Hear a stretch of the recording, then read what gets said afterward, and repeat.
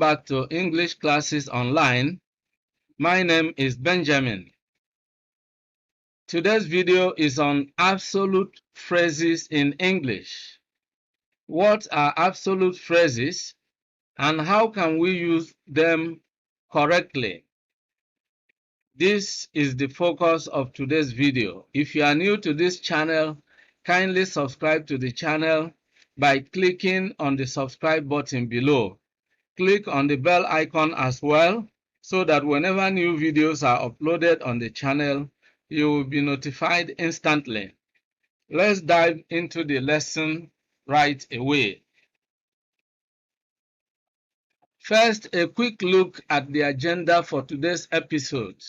Number 1, what is an absolute phrase? 2, what is the structure of an absolute phrase? 3, how do we use absolute phrases correctly? What is an absolute phrase? An absolute phrase is a phrase having a subject but no finite verb and modifying the whole sentence. Now, at this juncture, you may ask some questions about these terms that we have used here. Now, having a subject but no finite verb. So let's look at these terms because you may not understand these terms. Now, a subject is the doer of an action, the doer of an action in a sentence. For example, now if we say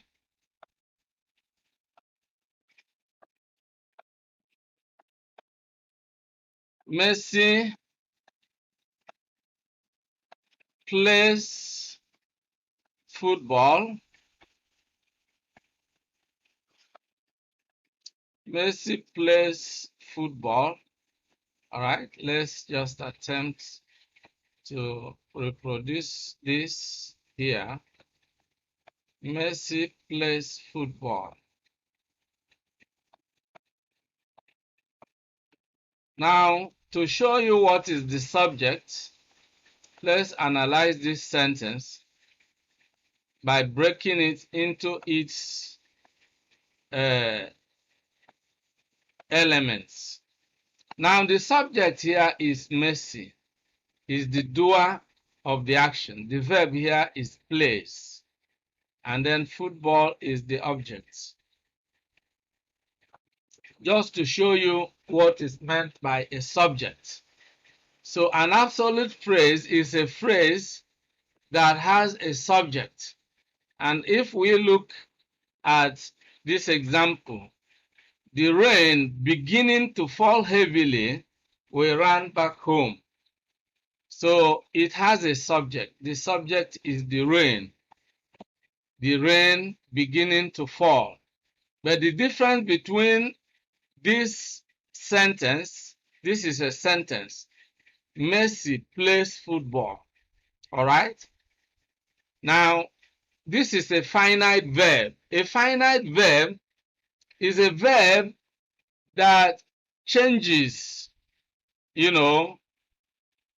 response to changes in the number of the subject. If here we have a singular subject, Messi is one person. So if we change the subject from singular to plural, for instance, if we say Messi and Ronaldo, it now becomes a plural subject. Then the verb here will change because this verb is already directly attached to this subject. And because it is a finite verb, it is liable to change the moment there is a change in the number. And another thing is that if there is a change in time, this verb changes. That is what makes it finite. All right? If we say Messi and Ronaldo, it has changed. The subject has become plural subject. So it will no longer be plays. We will say Messi and Ronaldo play football. But Messi alone, Messi plays football. Messi and Ronaldo play football. What if we are referring to a past event? If we cannot say Messi plays football last week. No, it doesn't make sense. So this is finite verb because it can change. It can change in tense, all right? It can change in tense. The tense is the form of the verb that indicates the time of an action or state of being. So if we are using the verb to report a past action, it changes, and that is what makes it a finite verb. So we are saying that an absolute phrase is a phrase that has a subject but has no finite verb. Now you look at what looks like a verb here, the rain beginning to fall heavily. This is not a finite verb because it is unchangeable. It is non-finite, which means it cannot change. Whether the subject is singular or plural, it remains the same. Whether we are talking about past or present or future event, it remains the same. So it is really not a finite verb. It is a verb form, that is used, that is called a participle. A participle is the form of the verb which is either ing is the present participle, ed is the past participle, but wherever we have a participle, it is always used as an adjective, all right? So the rain beginning to fall heavily, we ran back home, all right? So this looks like a sentence, but it's not a sentence. It's not even a clause. That's why it is called an absolute phrase. It has a subject, the rain, but it doesn't have a finite verb. And because it doesn't have a finite verb, it is not a clause. And it is not a sentence, all right? So that is exactly what we need to understand. And then the other aspect of the definition, modifying the whole sentence, well, we can more appropriately say that it is modifying the main clause. The main clause here is we ran back home. Of course, so the rain beginning to fall heavily, we ran back home. Now, this absolute phrase is performing the grammatical function of an adverbial phrase of time. If we say we ran back home and we put a full stop, you are likely to ask a number of questions. How did we run back home? When did we run back home? Why did we run back home? Now, this expression here is expected to provide answer to this question. And the type of answer it provides defines its grammatical function. And so the rain beginning to fall heavily tells us the idea of the time when we ran back home. If we say we ran back home and somebody asked, when did we run back home? When the rain was beginning to fall. But because this is not a full clause, we can't find the complete components of a clause. It is an absolute phrase, all right? So that is exactly what it is. So an absolute phrase is a phrase that has a subject but has no finite verb, and it modifies the whole sentence, or it modifies the main clause. I hope this is clear. Well, let's move on so that we can look at other aspects and try to get more insight into what the absolute phrase means. Now, the second thing we want to find out about absolute phrase is what is the structure of an absolute phrase? You know, a phrase is a grammatical structure. A sentence is a grammatical structure. You know, you will find a video I uploaded that discusses the units of grammar in English, or grammatical units.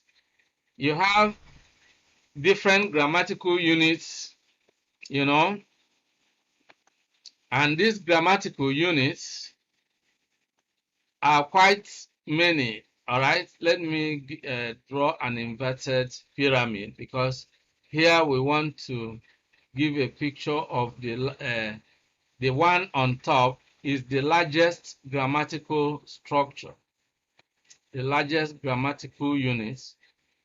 All right, so let's do something like this. Okay, so here let's call this the sentence.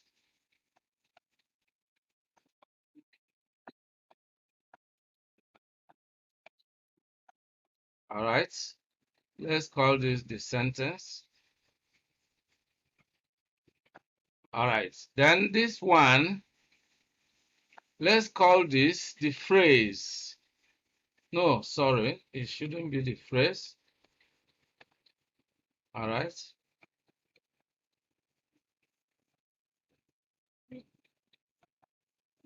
Okay, so let's get it right.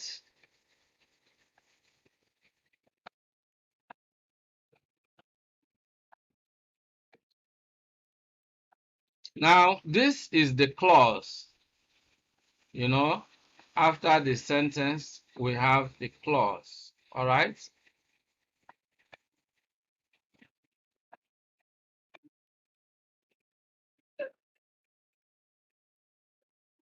Okay, so then we have the next one. This is where the phrase comes. This is the phrase.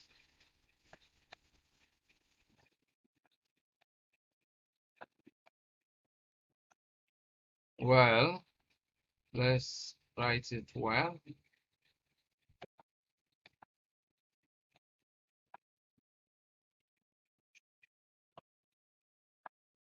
Now, this is the phrase,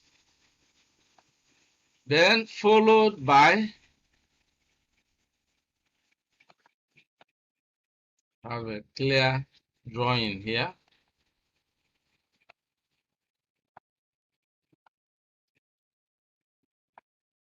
This is the words.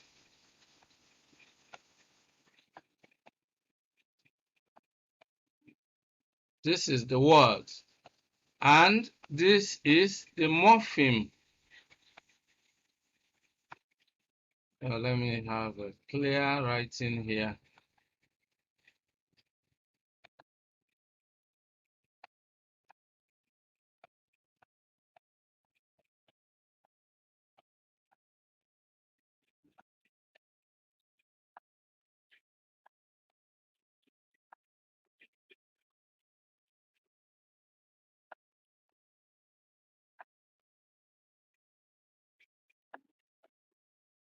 And this is E. All right. So we have the morpheme, we have the word, we have the phrase, we have the clause, we have the sentence. These are units of grammar, all right? Units of grammar. And then morphemes combine to form a word, words combine to form a phrase, phrases combine to form a clause, and clauses combine to form a sentence. All right, so, and here we are looking at a phrase, absolute phrase. And then we want to look at the structure of the phrase. All right, and we have to understand that a phrase is made up of words. So basically, a phrase is a group of words. And we can see that a word is a group of morphemes, a clause is a group of phrases, a sentence is a group of clauses. So looking at the structure of the phrase, we want to look at the words that combine to form the group that we can call an absolute phrase. Of course, we have different types of phrases. You may not have heard about the absolute phrase. You may have heard about the noun phrase, the adjective phrase, the verb phrase, the adverb phrase. All right, but you may not have heard about the absolute phrase. And that's why we are taking time to explain what the absolute phrase is all about and how we can use them in meaningful English sentences. So let's now look at the structure of the absolute phrase. Now, an absolute phrase is made up of a noun or pronoun and a participial phrase.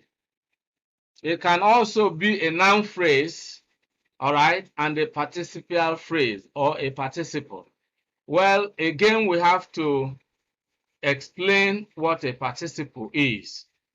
We have two types of participles. We have the present participle and we have the past participle. All right, we have a present participle.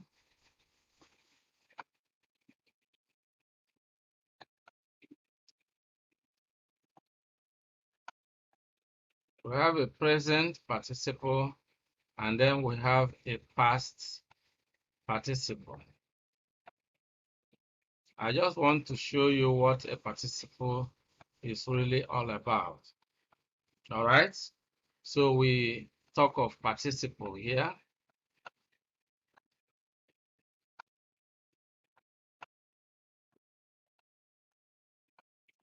So we want to explain what a participle means, because if I give you some terms in a definition and you don't understand those terms, then you won't understand the definition that we are actually talking about.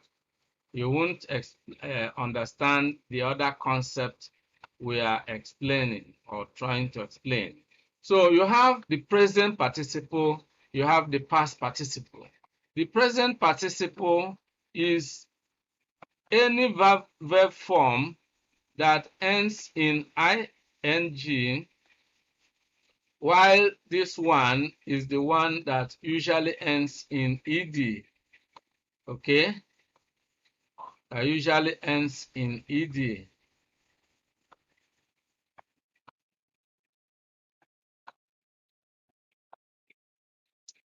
Sorry. This is the one that usually ends in ed. All right, so for instance, when you have singing or beginning or working or eating, this is a present participle. But if we have something like worked or something like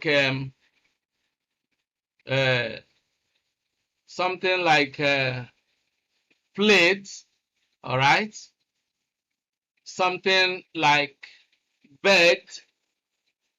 Now these are past participle, or something like packed, So this, you have the present and the past participle. And when you have a participle, it is true that it is the form of a verb, but for it to be a participle, it is no longer being used as a verb.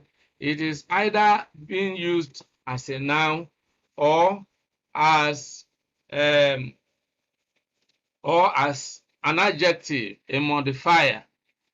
For instance, if you find something like singing, when it is used as a noun, it becomes a gerund. But when you have it used in a way that it gives us more information about someone or something, Like when you talk of the singing bird, then singing there becomes an adjective because it's telling us about the type of bird we are talking about. So I hope you have been able to understand what we mean by participle here. I just wanted to explain to you because we said that an absolute phrase is made up of a noun or pronoun and a participial phrase. Now we have known what is a participle. A participial phrase is where you have a participle and then it is combined with other words. All right. For instance, when you look at this, the participle here is beginning to fall heavily. This is a participial phrase, but the participle here is beginning. Then when it is combined with other words to convey some meaning, it becomes a phrase, a participial phrase. So then you have, this is a noun phrase, the rain, combining with a participial phrase. That's what we mean here, that an absolute phrase contains a subject. The subject here is the rain. We earlier explained that the subject is the doer of the action in a sentence. And so it contains a subject and a participle or a participial phrase. So the subject is the rain. The participial phrase here is beginning to fall heavily. The second thing is that, well, it contains a subject, which is, yes, of course, we have already talked about it containing a noun or pronoun, and we have talked about it containing a subject. And the subject is always a noun or a pronoun. So here, the rain is the subject. All right? Then number 3, it has no finite verb. We already explained this in the previous page. Then number 4, it may look like a sentence, but it's not. When you look at the rain beginning to fall heavily, you may look at it because of beginning to fall heavily. And then you look at it has a subject. You may think it is a subject, I mean a sentence, but certainly it is not, because a sentence is a group of words that contains a subject and a finite verb and expresses a complete idea. But here, when you say the rain beginning to fall heavily, someone will ask you a question. All right? But if you say the rain was beginning to fall heavily, that makes complete sense. Or the rain began to fall heavily, that expresses a complete thought. So number 5, it lacks the real subject-verb combination of a clause or a sentence. Now, if we say the rain began to fall heavily, then we have a finite verb. So we have the subject and the verb combination.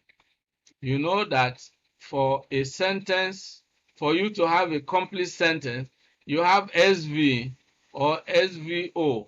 There must be a finite verb that will combine with the subject to convey meaning. But here you discover that you have a subject, but you don't have a finite verb. What is here is not a verb at all. It is a participle. All right? You can look for a video in which we talked about participles. All right? So let's move on. How do we use absolute phrases correctly? That is the next thing we want to look at. We have looked at what absolute phrases are, and then we have looked at the structure of an absolute phrase, what the absolute phrase is made up of.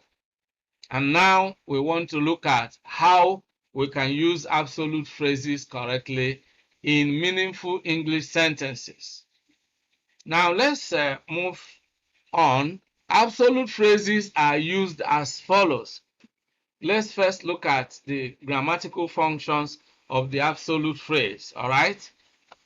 And the first thing is that an absolute phrase is used as an adverb to modify the main clause or the entire sentence. All right? Of course, already we talked about uh, the rain beginning to fall heavily. We ran back home, and I already explained to you that that absolute phrase is used as an adverbial phrase to, you know, uh, to show us the time of the action. Number two, it indicates a cause or reason of the main clause. It provides answers to why, when, or how something happened. Again, I want to take you back to our previous example to show you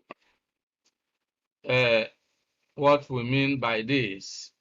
Now, look at the rain beginning to fall heavily. We ran back home. Like I always say when analyzing a sentence, we use the border principle and we break this sentence here and we use only this part. We ran back home, full stop. You know, some questions arise naturally. When did we run back home? Why did we run back home? How did we run back home? All right. Now, this particular absolute phrase answers the question when. When did we run back home? When the rain was beginning to fall heavily. All right. So that is the kind of, so it provides a reason, it provides the time. One other thing is that it can provide the time, it can provide the purpose, it can provide the reason, it can provide the cause. That is the use of the absolute phrase. Then the second thing is that it indicates a cause. Yes, that's what we have just explained. Number three, the third thing is that its job is to give additional information to the main clause. Thus, it can be removed and the sentence will still make sense. Okay, so going back to our example, the rain beginning to fall heavily, we ran back home. Now, if we remove the rain beginning to fall back heavily, the other part of the sentence can still make a complete sentence. We ran back home, full stop. Does that not make sense? It makes sense. We ran back home, all right? So if we remove the absolute phrase, the remaining part of the sentence will still make sense. Is that clear? All right, so let's see the fourth thing about how we can use the absolute phrase. It is usually separated by a comma to indicate that it merely gives additional information. Again, we go back to you can see the comma here, all right? You can see the comma here. Look at the comma here. The rain beginning to fall heavily, comma, we ran back home. So it is always separated with a comma or by a comma to show that it merely gives additional reason or additional information, please. Number 5, it is not ideal in spoken English. It is ideal for descriptive writing. I mean, absolute phrases, we use them in writing, especially descriptive writing. It is not a common thing that we use in spoken English. You know, in our everyday language, when we speak, when we are engaged in a conversation, it's not ideal to use absolute phrases.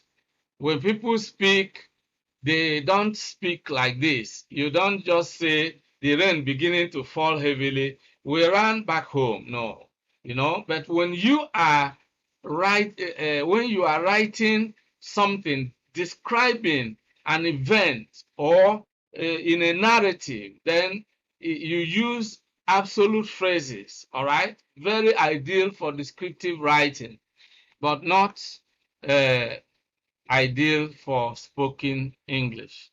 I hope that makes sense, all right? So let's now move further to let's examine how absolute phrases are used correctly in English sentences. Now, let's look at these examples one by one. Example 1, the weather being fine, we went out to play in the field. The weather being fine is the absolute phrase. The weather being fine, we went out to play in the field. So you can see the absolute phrase here. It doesn't have a finite verb. The weather being fine, we went out to play in the field. One thing with an absolute phrase is that it can occupy either the initial position in a sentence or even the final position. So we can reconstruct this sentence. We can say, we went out to play in the field, the weather being fine. Example 2, Lucy called out his name, her voice ringing like a bell. All right? So her voice ringing like a bell is the absolute phrase here. Lucy called out his name, her voice ringing like a bell. So you can see that her voice ringing like a bell is giving us, describing, the manner of Lucy's calling out, all right? Her voice ringing like a bell. As I earlier mentioned, absolute phrases are ideal for descriptive writing, such as in a novel, a short story, or, an essay. You can use absolute phrases to actually give additional information about actions that you are talking about. Lucy called out his name, her voice ringing like a bell. Example 3, the baby held onto its mother, its fingers squeezing her breast tightly. All right, you are describing a scene in a novel or in a short story or in an essay, and you want to give a picture of what was happening. The baby held onto its mother, its fingers squeezing her breast tightly. Now, the absolute phrase here is its fingers squeezing her breast tightly. Now, you can see that absolute phrases are good for giving a picture of what you are describing.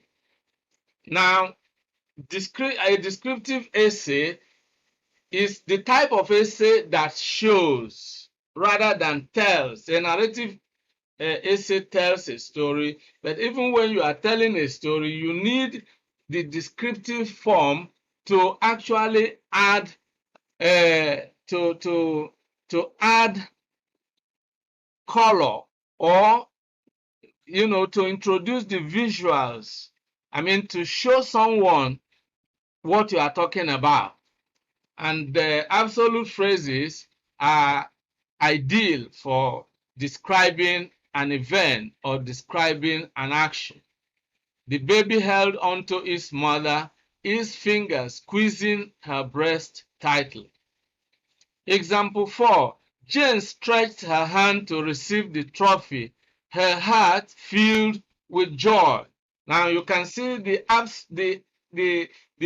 apt description of what happened. Now let me tell you what happens when you go into descriptive writing.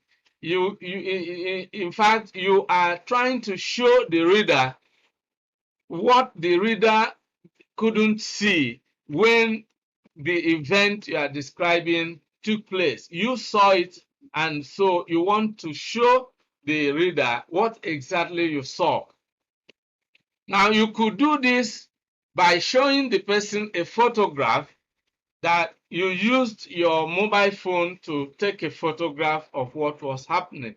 If it is really something that happened and you want the person to see the process of how it happened, the ideal thing is to show the person a video clip of what happened. If you have a video of how uh, this trophy was presented and how Jane reacted, then you can show a video clip. But if you don't have a video clip, then you can describe what happened in words. And that is what we call descriptive writing or descriptive / narrative writing. And absolute phrases are ideal for this type of writing. Now, it gives you a picture of what the writer is actually trying to show you. Now, Jane stretched her hand to receive the trophy, her heart filled with joy. All right? Her heart filled with joy. That describes the event, shows you what happened. Now, example 5, the couple walked down the path to the shrine, the priest walking in front of them.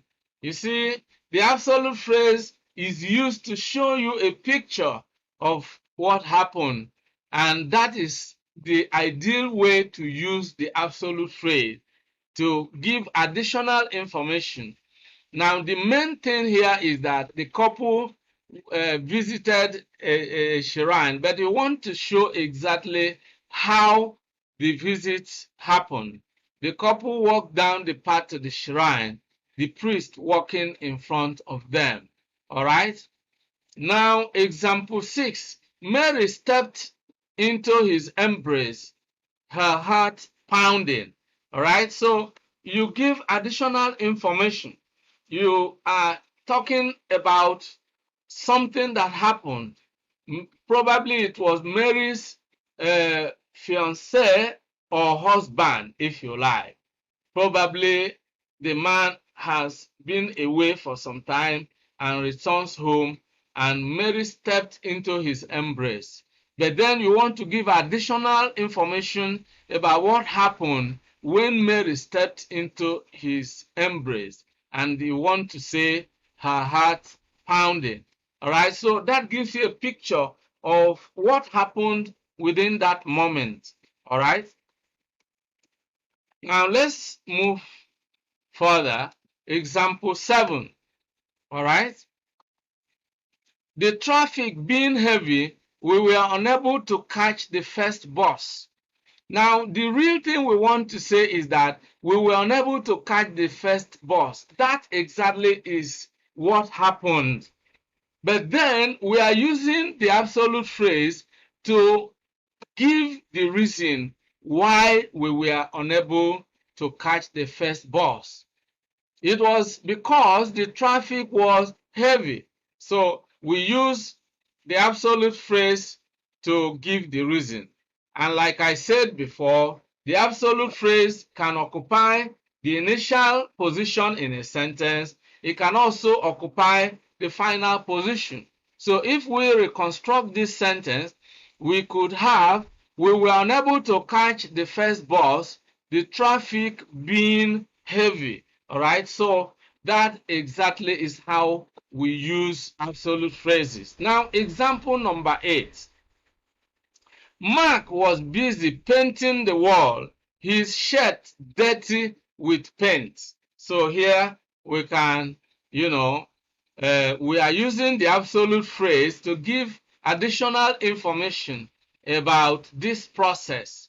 Mark was busy painting the wall, and that is exactly what we are saying here. But we want to describe further what was happening when Mark was painting the wall.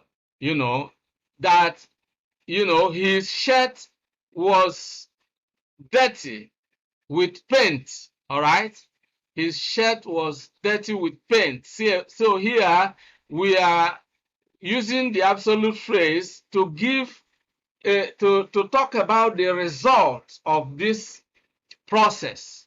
Because Mark was involved in painting the wall, then the paint got his shirt dirty. All right, so we are talking about the result here. All right. And of course, when the absolute phrase is the result, the main clause gives us the cause of the result. The result here is that his shirt was dirty with the paint. And why was the shirt dirty with the paint? Mark was busy painting the wall, and so his shirt became dirty with paint. So that is exactly the kind of work that the absolute phrase does in English sentences. Now let's see two more examples.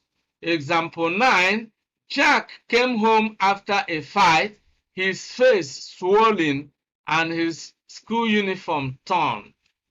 All right, so Jack came home after a fight. All right, and then we are using the absolute phrase to show the result of the fight. Jack had a fight and there were consequences. The result was that his face was swollen and his school uniform was torn. Jack came home after a fight, his face swollen and his school uniform torn. All right.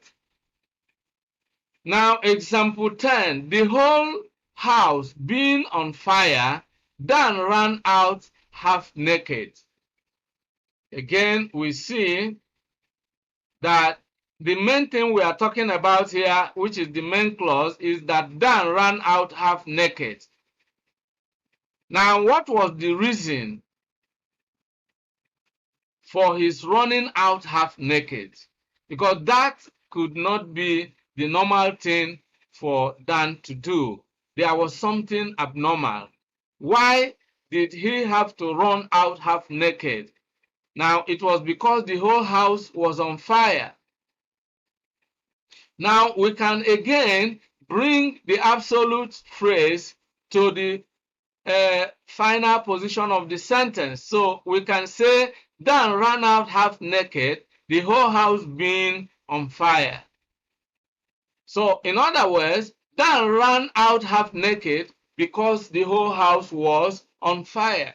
So, now I have given you insight into what the absolute phrase is all about and how we can use absolute phrases in meaningful English sentences.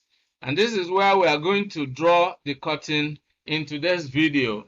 We have been looking at absolute phrases in English, what they are, and how we can use them correctly in meaningful English sentences.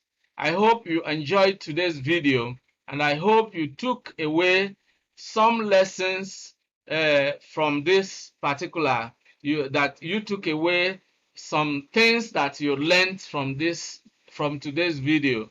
And if you really enjoyed the video, make sure you like the video and share it with your friends and relations. If you have not subscribed to the channel, time has come for you to really do the needful. Kindly subscribe to the channel by clicking on the subscribe button below. Click on the bell icon as well, so that when the next video goes live on this channel, you'll be the first to be notified instantly. All right. So I want to thank you for being part of today's episode. If you have any questions, any concerns, any comments, any suggestions, please leave them in the comments below. I look forward to seeing you in the next video. Bye bye for now and remain blessed.